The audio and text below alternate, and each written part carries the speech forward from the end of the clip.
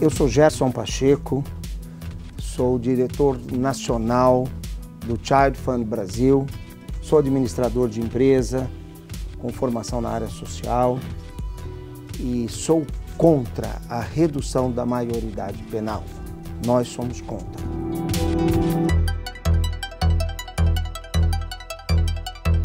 Eu sou Alessandra, sou psicóloga, mestre em psicologia social pela UFMG, atualmente professora da UENG de Birité e na coordenação do Programa de Direito da Criança e do Adolescente. Atuo no sistema prisional e também no sistema socioeducativo desde 2007. Sou contra a redução da maioridade penal porque, além de não resolver o problema da violência, ainda piora, agrava o problema.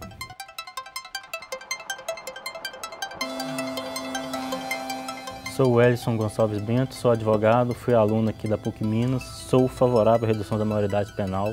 Acredito que vai ser uma medida primordial para começar a reduzir a criminalidade envolvendo entre jovens de 16 a 18 anos.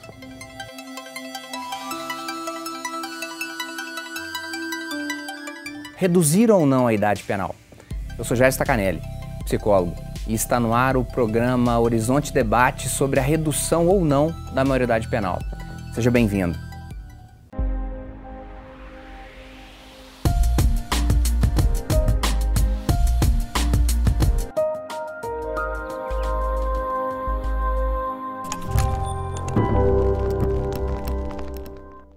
Vou começar contigo, Elison, a primeira pergunta. Sei que é uma questão de interpretação, porque até entre os advogados e os juristas existe essa posição dúbia, né?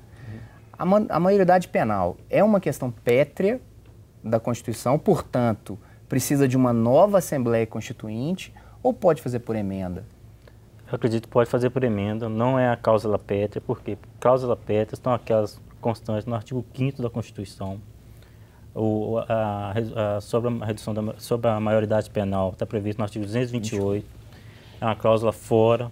Aí alguns constitucionalistas, outros penalistas, profissionais de direito, alguns entendem como sendo uma cláusula pétrea implícita.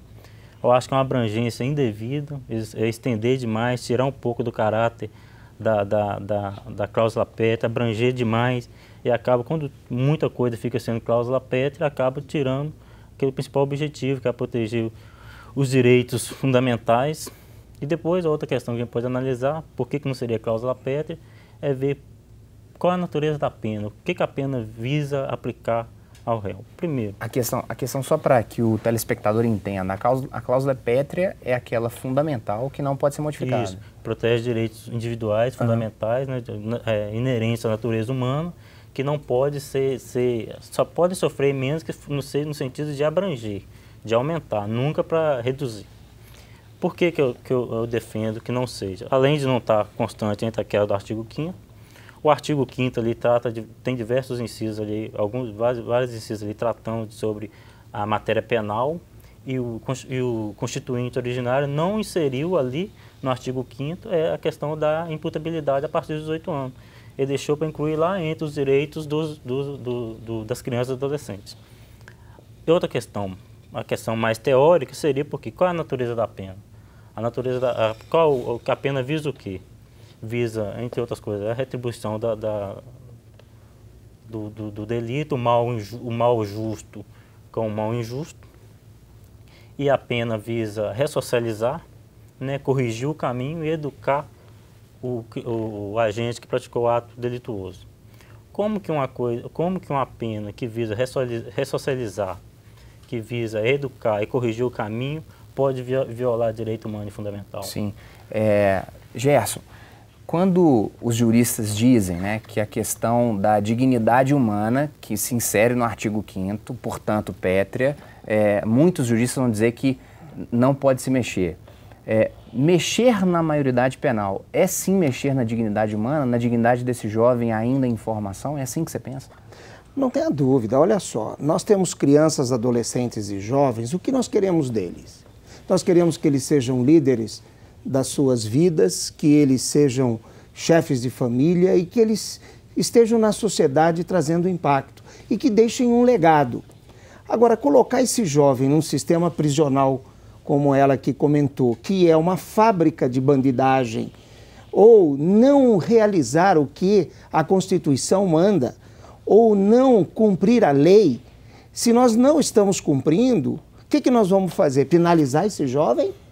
Ou vamos, em primeiro lugar, pensar no futuro que nós queremos, na dignidade desse futuro, que o futuro desse país depende desses jovens de hoje, dessas crianças, desses adolescentes, e realizarmos tudo que o poder público tem que fazer, tudo que a sociedade tem que se envolver e transformar, tudo que o investimento social, privado, tem que disponibilizar. No momento que nós fizermos esses três pilares muito bem, e aí então nós testarmos, nós vamos ver que nós vamos ter cidadãos. Agora, nós não exercemos, não colocamos isso em prática, o poder público não põe a lei para funcionar, o poder público não restaura vidas, e nós vamos então tomar uma medida agora prejudicando, sem que isso seja feito? Uhum. Quando as pessoas dizem que são contra a redução da maioridade penal, elas se colocam em uma posição onde o sujeito recebe uma crítica muito grande. Se você é contra a redução, portanto, você é a favor do menor que comete crime. Não tem nada disso, né? Você a favor da... Não, ninguém que é contra a redução da maioridade penal é a favor do adolescente cometer crime ou não ser responsabilizado. Ninguém quer ninguém defende uma loucura dessa, né? A gente é a favor, sim, da responsabilização, mas uma responsabilização diferente do que a gente vê agora, né? Porque mesmo hoje em dia, apesar de ter o sistema socioeducativo, ele funciona como um sistema mais punitivo que socioeducativo, na verdade, né? Os próprios adolescentes, quando se você for conversar com ele vai falar para você que aquilo ali chama cadeia, ele chama aquilo ali, é uma cadeia de menor, né? Que está submetida mais ou menos ao mesmo funcionamento da cadeia dos adultos. Entretanto, tem alguns direitos que são garantidos que na cadeia dos adultos não estão sendo garantidos. Por exemplo, acesso à educação, né, a oficinas profissionalizantes, que eles têm no sistema socioeducativo e que no sistema no prisional adulto eles não acessam. Alessandra, como é que é o dia a dia desse espaço? No sistema socioeducativo, eles são obrigados a frequentar a escola, todos têm que estar dentro da escola. Tem a escola nas unidades de internação, tem a escola dentro da unidade. Da escola, eles saem na parte da tarde, né? A escola de manhã, por exemplo, aí na parte da tarde eles participam de oficinas, né? Oficinas profissionalizantes, às vezes de informática, alguns ganham, quando já estão com um andamento bom lá dentro, eles ganham autorização para fazer curso fora, por exemplo, no Senai, apesar que a demanda, né, é grande em relação à oferta, então a oferta ainda é pequena em relação à demanda. Os adolescentes demandam muito por curso, por exemplo, na área de mecânica, só que as vagas são limitadas, mas alguns conseguem essas autorizações. Tenso, Alessandra, o dia a dia? Olha, aqui nas unidades que eu frequentei, onde eles já estão na internação, é um pouco mais tranquilo. É tenso geralmente na internação provisória, porque estão superlotadas, né?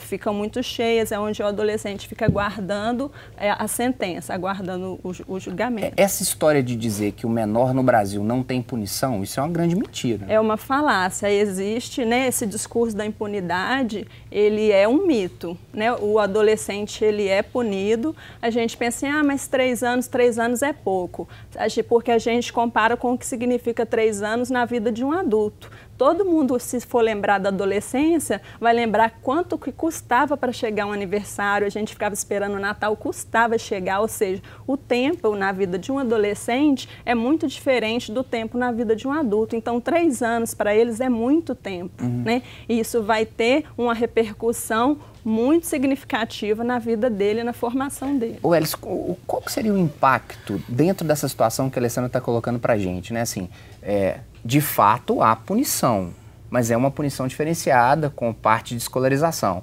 Existe a questão da indignidade, como ela colocou, da triagem, porque é superlotada, sem muita qualidade. Qual que seria o impacto da redução de fato nisso? A questão sobre se há punição ou se não. Ó, previsto no ECA não é punição, não há sanção.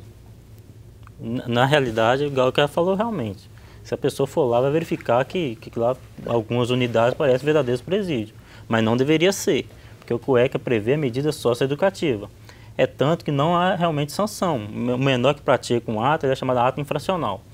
Ele vai ser submetido a essa medida socioeducativa e vai ser, primeiro, advertência, depois reparação do dano quando envolver crime de natureza patrimonial, se for possível, se o menor tiver condições de cumprir essa medida. Depois, uma liberdade assistida, né? E, por fim, no último caso, que é a internação. E a internação não é uma pena. Ele está previsto ele ficar ali até 3 anos, mas a cada 6 meses, no máximo, ele tem que passar por uma avaliação.